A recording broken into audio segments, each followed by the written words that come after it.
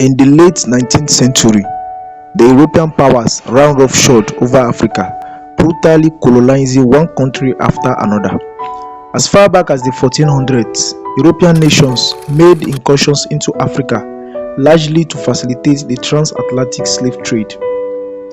Yet for some centuries, tropical diseases and navigational challenges restricted most of the activities to coastal areas. In 1870, by which time the slave trade had subsided, Europeans controlled only about 10% of the continent. By 1885, however, the so-called scramble for Africa was fully underway, with the United Kingdom, France, Germany, Italy, Belgium, Spain, and Portugal carving up virtually the entire continent among themselves.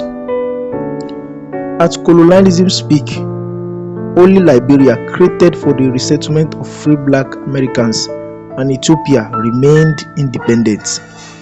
Italy, a relative newcomer to the game, began its colonial military exploits in 1885.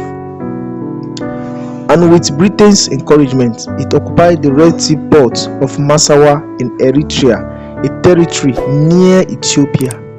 From there, it spread out to Somalia, Djibouti, Ethiopia, and Eritrea. These four countries are collectively known as the Horn of Africa. Italy established the colony of Eritrea on land formerly controlled by Ethiopia and occupied much of present-day Somalia as well. Its military presence particularly ramped up following an 1887 battle when some 500 Italian soldiers were killed in an ambush. In 1889, Italy signed a treaty with Ethiopia's Emperor Menelik II, who recognized the Italian claim to Eritrea in exchange for a loan of arms and money. But a major disagreement arose, exacerbated by differences between the Italian and Amharic versions of the text, over whether the treaty had turned Ethiopia into an Italian protectorate without control of its external affairs. Amharic is the official language of Ethiopia, a Semitic language descended from Jews. Menelik II, who claimed to be descended from the biblical King Solomon and the Queen of Sheba, and his wife Tetu, a shield opponent of European expansionism, prepared to defend the sovereignty. In addition to securing modern weapons, they launched a public relations campaign with the help of several Europeans sympathetic to their cause. Swiss-born engineer Alfred Ilg, for example, who served as Menelik's de facto chief of staff, helped modernize the country's infrastructure, and during trips to Europe, reportedly promoted Ethiopia as Africa's Switzerland. Other Europeans published admiring articles about the European court, sometimes referring to the devout Menelik II as Africa's Christian monarch. Menelik II became somewhat of a celebrity and later on even traded phonograph messages with England's Queen Victoria. During his rise to power, Menelik had viciously mutilated rival Ethiopians, branded slaves with the sign of the cross, destroyed mosques, and encouraged pillaging.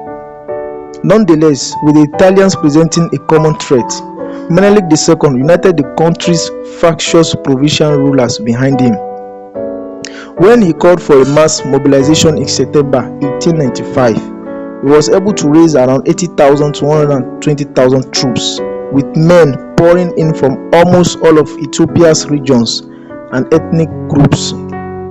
Meanwhile, Italy had advanced to within about 250 miles of Addis Ababa, the newly founded Ethiopian capital. Menelik II, accompanied by Tetu, led his army north on what would become a 5-month march, totaling nearly 600 miles. Menelik II covered more ground than either William Tecumseh Sherman on his march to the sea or Napoleon on his ill-fated invasion of Russia. In December 1895 and January 1896, the Ethiopian army annihilated a vanguard Italian column at Amba Alag and then besieged an Italian fort at Mekele, forcing its surrender in large part. By implementing Tetu's strategy, the Ethiopians next slipped past the main entrenched Italian force and moved on to the Adwa area.